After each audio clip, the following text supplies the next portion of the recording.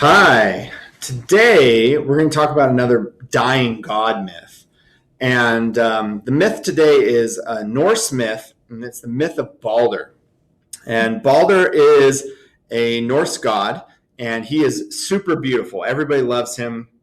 He's handsome. He's muscular and everything. He's also invulnerable. So people throw things at him and they just bounce off. And the reason he's vulnerable is because when he was born, his mother Frigg went around to every substance on the earth and made them swear to not bring harm to Baldur. The only one she didn't make swear was mistletoe, because she figured it's mistletoe. Who cares? How bad can it be?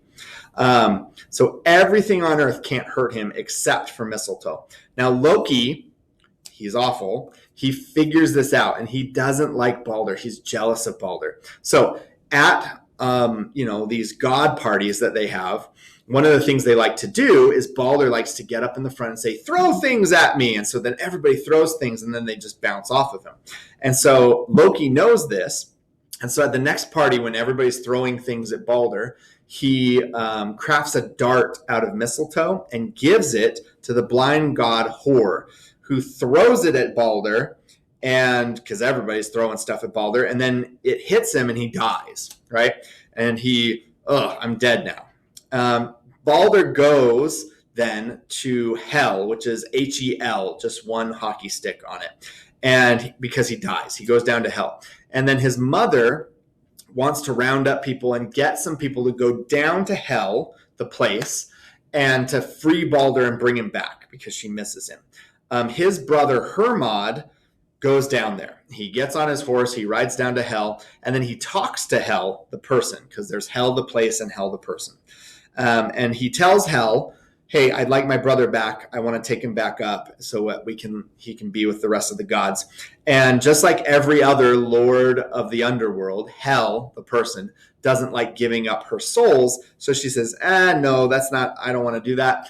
But just like every other lord of the underworld, she also likes to make deals. So she does make a deal with Hermod, and she says that if everyone on earth will weep for Baldur, she'll let him return.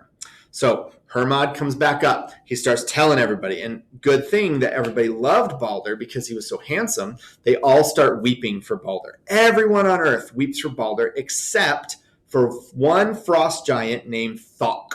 It's Thokk, Thok. And Thok says, "Thok will weep dry tears over Baldur's funeral. I never cared for the old man's son, alive or dead. I have no use for him. Let Hell hold what she has."